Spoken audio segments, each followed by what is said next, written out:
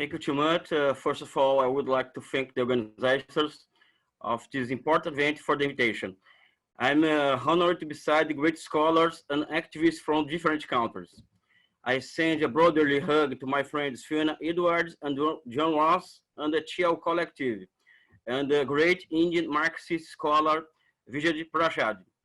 Directly from Brazil, I send my greetings to the Chinese people, the Communist Party of China, and the lovers of the peace and progress of all countries.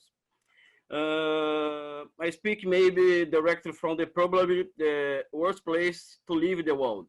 I speak from Brazil, a place governed by an intimate ally of Donald Trump, and which is already the second country in the world is the second most affected country in the world by the coronavirus. Deliberate policy of a genocide against the poor people is being consciously carried out by Brazilian government.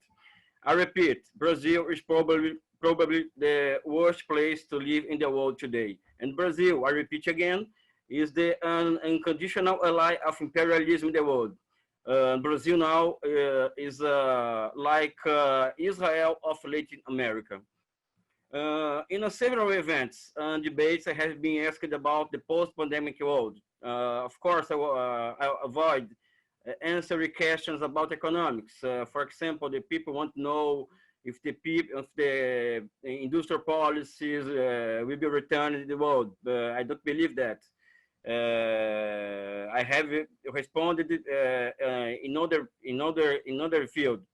I have responded very directly that the world is and will continue to be an increasingly dangerous place to live. And the reason is very simple. The United States needs once again another war. The United States needs to produce every day more reasons to keep your policy of permanent intervention on the world, over the world. They need to heed the reasons for their failure as a counter to save lives against the coronavirus from around the world. And the United States must keep and promote chaos in the world as a means of maintaining its power. China made a major and biggest social revolution of all times 70 years ago, 71 years ago. And since then have been gaining more and more respect and admiration around the world. In the past 40 years, its correct development policy has led to removal more or less 850 million people from the poverty line, and will be the first big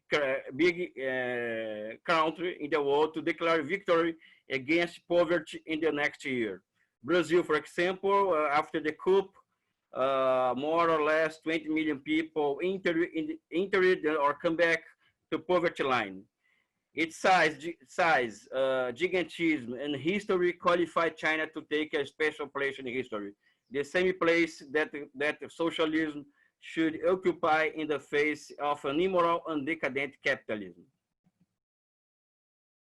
The possible new Cold War against China will not but just a war against China and socialism. It will be a permanent war against all peoples. The world will live moments of extreme tension.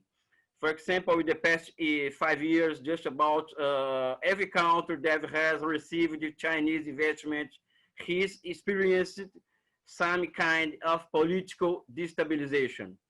Brazil has been shaken by a large protest allegedly against corruption since 2013. But at the bottom, it was a kind of hybrid war against popular governments that approached China and created BRICS, Lula da Silva and Dilma Rousseff.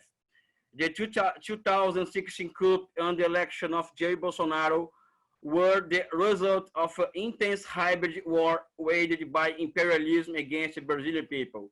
It's evidently against the growing Chinese influence in Latin America. The moment is very serious. Imperialism has promoted on my continent a series of events that must be seen as part of this new Cold War. In addition to the 2060 Cup of States Brazil and 2018 elections, all progressive governments in our region, South American, have been attacked, overthrown, or militarily surrounded. The coup in Bolivia was another tragic event in Latin America. Ecuador was sold to the International Monetary Fund, and Venezuela is experiencing now an intense process of siege and annihilation. China has shown itself to be a great hope to the world. Its large investment in infrastructure around the world have been an element capable of bringing development and new possibilities to the world, especially to the countries of Africa and Latin America.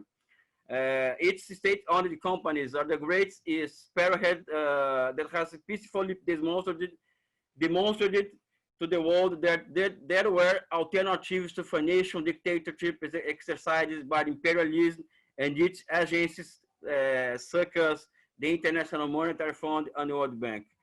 A great event occurred in the last days was significant in my point of view.